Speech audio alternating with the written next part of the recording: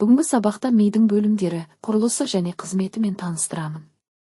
Ми, оқылуы ми, сүтқоректілерде мінез-құлыққа жауапты орталық жүйке жүйесінің меңгеру торабы. Ми баста бас сүйек қуысында орналасады.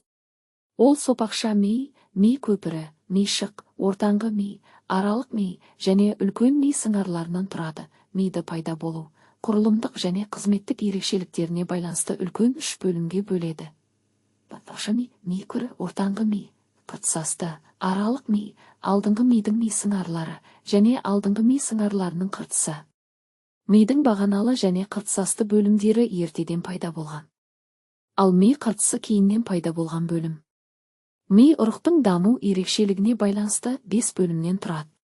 Сопақша ми жұлынның жоғарғы шетінің жалғасы. Сопақша мидың төменгі шеті жіңішкелеу, жоғарғы шеті жуандау.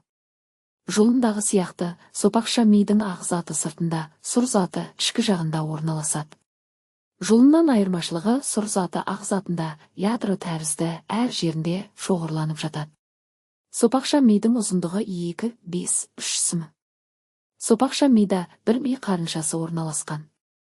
Онда ему, жұту, жөтелу, түшкіру, көзді жыпылықтату рефлекстерінің орталығы бар. Сұр затында тыныс алу, қан тамырларын, ас қорытуды реттейтін орталықтар орналасқан.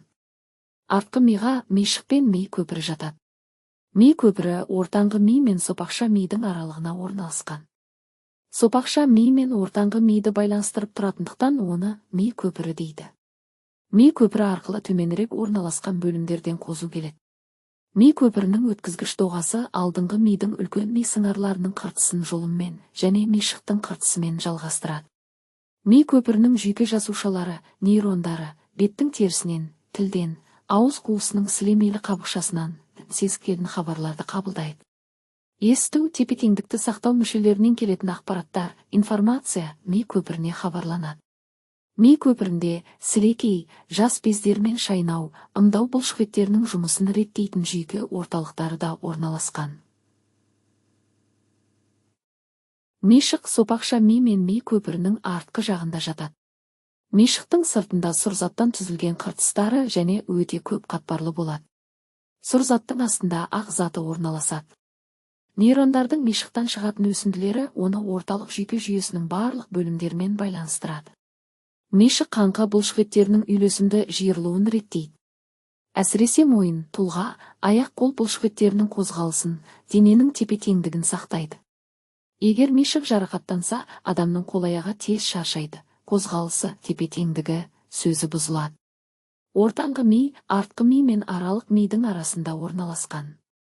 Ол алдыңғы ми мен артқы миді бірімен бірін жалғастырып тұрады.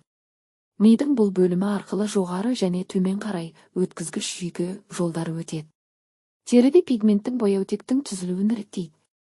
Кенеттен шыққан дыбыс, жарық тітіркендіргіштерін тез бағдарлауды реттейді.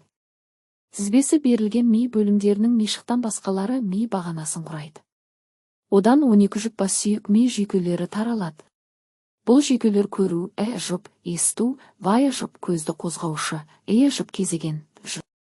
Аралық ми ортаңғы мидың алдыңғы жағында жатады. Көру төмпешіктері гипоталамус мен төмпешік асты аймақтан тұрады. Аралық мида да бір ми қарыншасы бар.